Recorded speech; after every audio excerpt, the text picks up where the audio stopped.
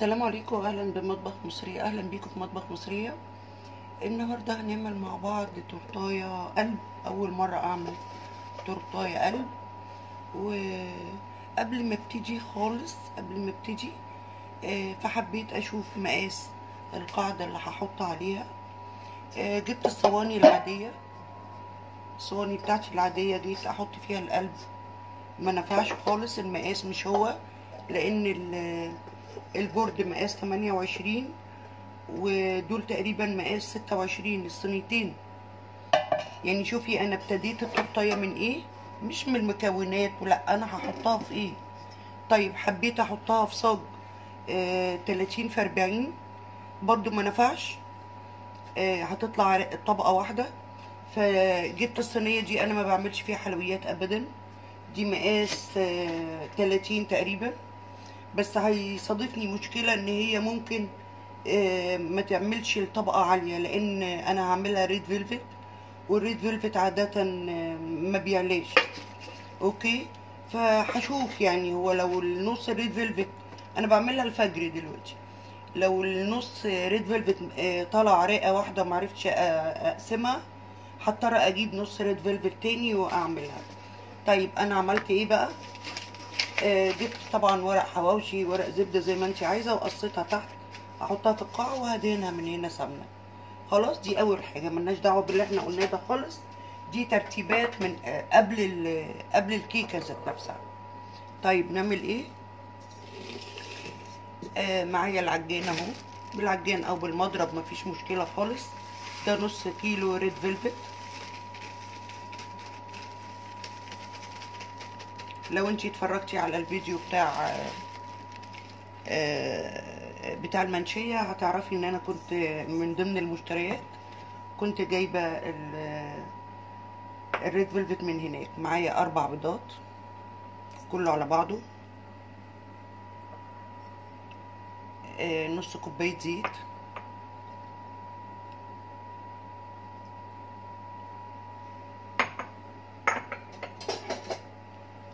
معلقتين كوبايتين زبادي،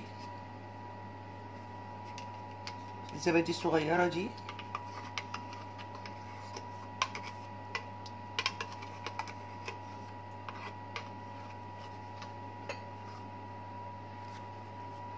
بس كده، مش هنعمل اكتر من كده. في كتير قوي بيحطوا محسن جل على الريد فيلفت، انا ما بحطش محسن جل. اوكي، احطها بقى في العجان. طبعا زي ما انتوا سامعين برضو انا مشغله الفرن ورايا، لازم تبقى الفرن شغال 10 دقايق او حاجه. احطها في العجان تتخلط، هي بتاخدش وقت كتير خالص تتخلط، واحطها في الصينيه واحطها في الفرن. اوكي، هي بس كده، متاخدش وقت كتير خالص، ولا قوامها بيزيد ولا بتعمل فوم ولا اي حاجه.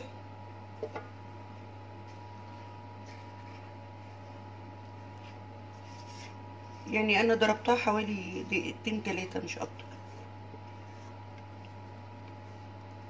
يبقى انا معايا دلوقتي ايه فكرتين.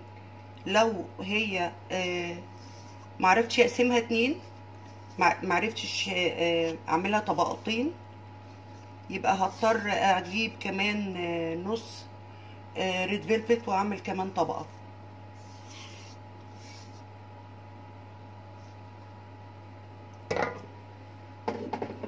اوكي، لان ديت مقاس 28 او 30، لا هي مقاس 30. اخبطها كده علشان لو في لو طبعا التصوير مش هيجيب، في فقاقيع اهي بتطلع، علشان ما تبقاش مخرمه. اخبطها بره التصوير. هحطها في الفرن على درجه حراره 200 في الرف الوسطاني. هتاخد حوالي ربع ساعه. انا مستغربه الصينيه قوي، عمري ما عملت فيها حلويات ولا تورتات ولا حاجه، عمري ما عملت الحجم ده. ربنا يسترها معانا وتعمل لي طبقتين عشان ايه يمشي الحال. طيب طلعنا الكيكه من الفرن وهي باتت كمان. هشيل وشها كده بكل سهوله، وهي ما طلعتش مرتفعه طبعا، انا عارفه ومتاكده ان هي مش هتطلع مرتفعه، بس هحاول اقسمها نصين عشان الفرصه ما جاتليش النهارده اروح اجيب لان المكان المستلزمات اللي انا بجيب منه في اسكندرية بعيد عني شوية، يعني لازم اركب له، وانا النهارده ما كانش عندي وقت خالص. ف هحاول كده اعملها نصين، بس مش هتبقى مرتفعة قوي. اشيل الوش ده كله، احنا بنستغنى عنه، الوش اللي طالع ده بنستغنى عنه، ونحاول نقسمها كده بالمنشار واحدة واحدة، او نعملها على شكل قلب الاول. طبعا هشيل الورقة اللي انا كنت حطاها في القاع، واقلبها كده بالراحة.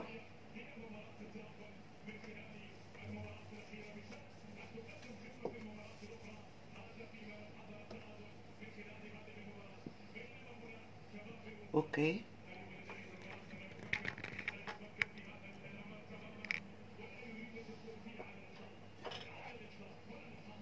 هجيب القلب كده، القلب يعشق كل جميل.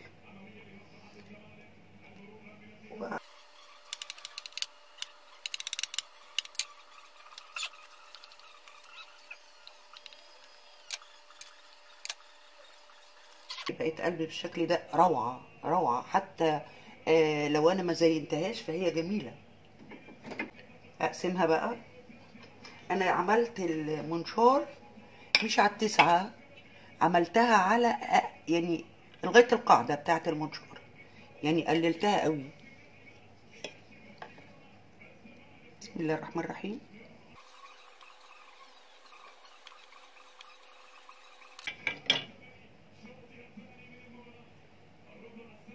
عملت طبقتين في منتهى الجمال.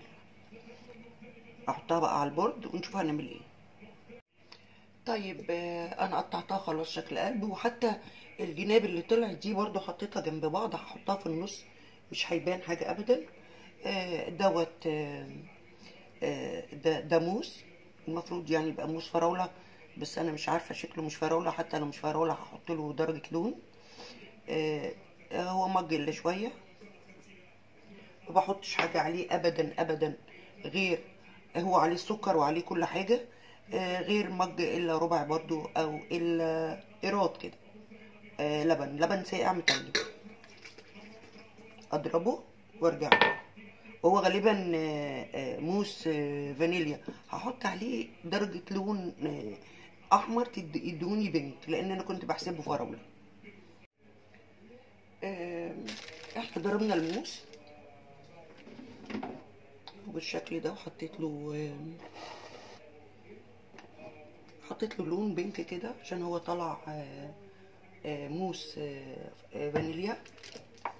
طيب انا بجيب مج كبير كده واحط فيه الكيس الحلواني.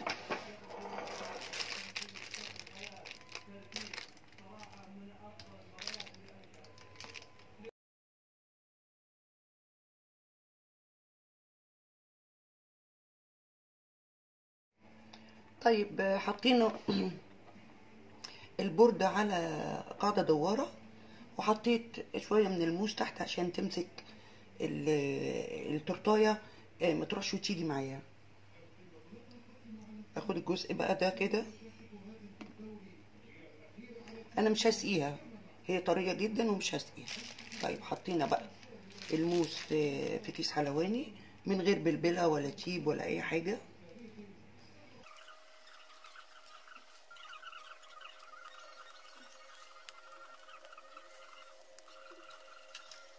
بالشكل ده. هجيب بقى الجزء اللي هو قطعته وعملته طبقة، احطه وارجع لكم تاني. طيب احنا دلوقتي هنعمل بقى الكريم شانتيه اللي هجلس بيها من بره. انا معايا مج كريم شانتيه، بس اللي اتكب مني ده ما علينا. هحط مج ميه، طبعا المج ده بياخد مجين لان دي كريمه ريتش المتحده، بس انا ما احطهمش ابدا ابدا مره واحده، علشان يبقى القوام اللي انا عايزاه، والميه دي متلجه يعني فيها تلج. طيب السكر احط زي سكر زي ما انت عايزه بقى، يعني في بيحبوا سكر عالي وفي بيحبوا وسط، زي ما انت عايزه. انا هحط 4-5 معالق كده، زي نص كوبايه يعني كده. 2 3 4 حلو قوي كده. احطهم على العجان يبوشوا. اوكي، وبعدين اكمل. طيب هو السكر كده باش، احط بقى الكريم شانتيه. لو لقيته تقيل هفضل احط فيه، احط له ميه لغايه لما احس بالقوام اللي انا عايزاه. لكن ريتش المتحده في الشتاء كوبايه او مج كريم شانتيه عليه مجين ميه، بس انا مش بعمل كده. انا بحط حبه حبه، في الاول احط مج وبعد كده نص مج لغايه لما يوصل للقوام اللي انا عايزاه، علشان ما يجيش شكاوي ابدا من الكريم شانتيه ليه مش بيتماسك. واحده واحده. ضربت الكريم شانتيه بقى بالشكل القمر والقوام القمر ده. طيب هعمل ايه بقى؟ لا سحر ولا شعوذه. انا هاخد جزء كده احطه في الكازرولة دي.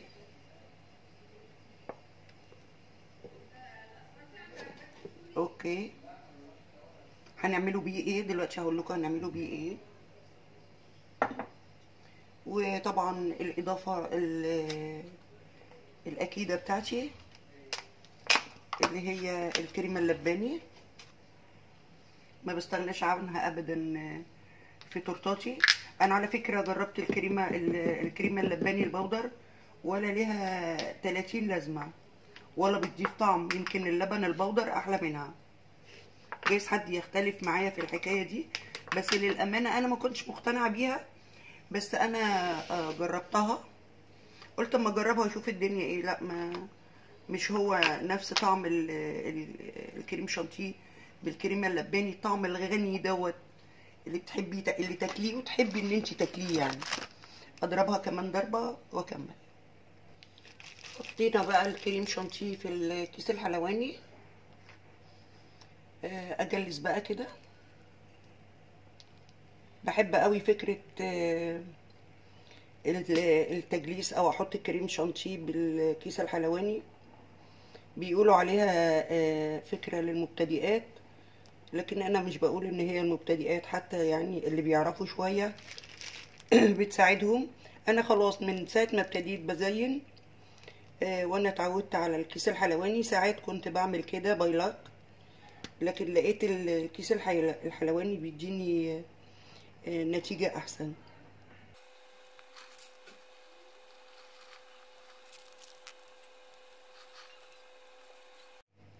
ابتدي بقى اجلسها. ده سكرابر، في منه باغة وفي منه بلاستيك وفي منه ستانلس.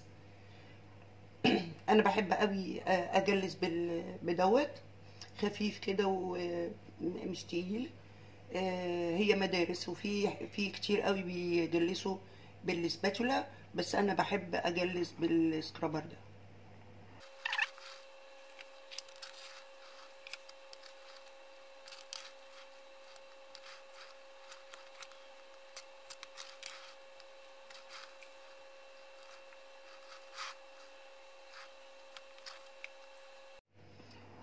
بالشكل ده جلستها، مش يعني مش تجليس 100 لان هي لسه هيتحط عليها طبقة مربار.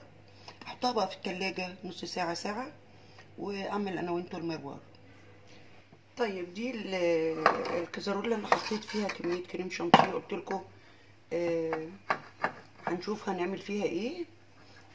دي حلة فيها مية سخنة، يعني انا بسيحها على حمام مية. احط معلقة سكر جلوكوز.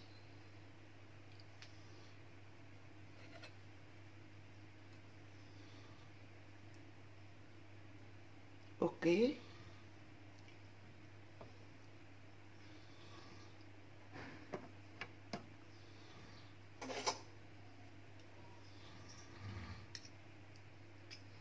هتفك برضو في المية، في حمام المية.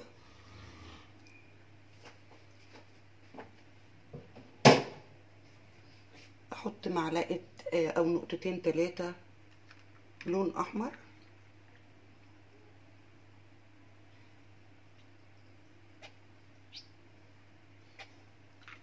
اقلب بقى.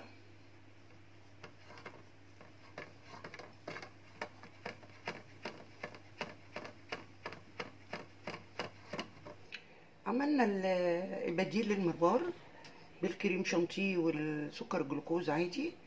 وحطيته على حمام ميه زي ما وريتكم في الفيديو، وحطيت لون احمر زي ما انا عايزه، الدرجه اللي انا عايزاها احمر، اي لون بقى انت عايزاه بقى بالشكل ده اهو. وعلى فكره بدل يعني لو مش عايزه مروار ممكن نوتيلا بيضه وتلونيها.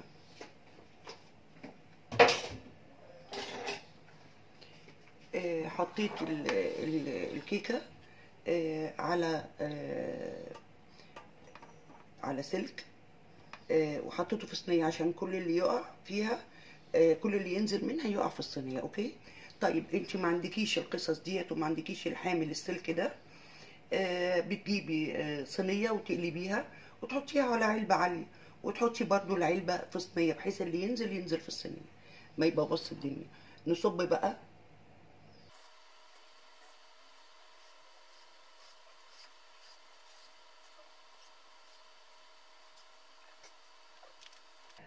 كل الزياده هينزل في الصينيه.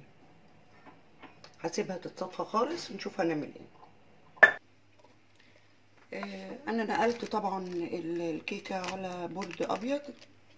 عايزه اعمل ورده واحده. انا مش بروفيشنال قوي في الورده، انا اتعلمته لوحدي يعني محدش علمهوني. احطها بقى على التورتايه.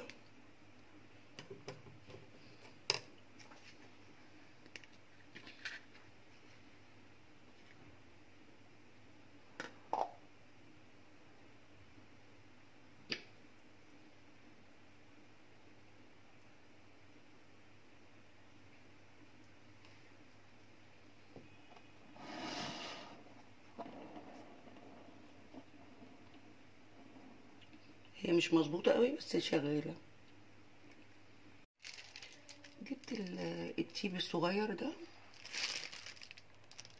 اللي هو الممسوح اللي هو نقطه كده، هعمل بيه نقط.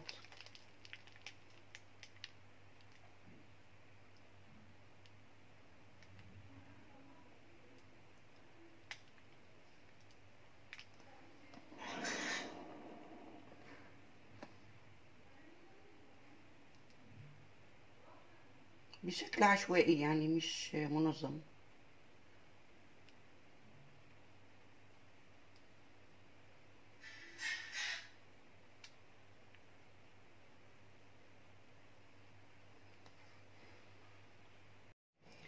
عملت زي دوت يعني بعجينة سكر، هلفه على التورتيه من تحت. كنت عايزة اعمل لون ابيض واحمر بس ما لقيتش عندي ابيض. بالشكل ده عملت كمان فيونكة حلوة قوي قوي قوي، حلوة خالص شكلها تحفة. وفنشتها وعملت لها من تحت زي حبل كده بعجينة السكر. هي التصوير ظالمها خالص، هي شكلها تحفة. كنت معاكم وعملت معاكم التورته القلب بالكيك الريد فيلفت، وفنشناها مع بعض واحده واحده. يا رب تكون الفيديو ما كانش تقيل او طويل عليكم. وهي حاجه سيمبل قوي، وهي بمناسبه عيد الام لان ولادي جايين بكره يعيدوا عليا. وهي انا كده بكذب، هي بالامانه انا عاملاها لزوجي في عيد ميلاده. كل سنه وهو طيب، ولازم كلنا نقول له كل سنه وهو طيب وربنا يخليه ليا عشرة العمر الجميل. بحبكم كلكم. طبعا ما تنسيش تعملي لايك شير تفعيل جرس يوصلك مني كل جديد. بحبكم كلكم. كنت معاكم اماني وباي باي.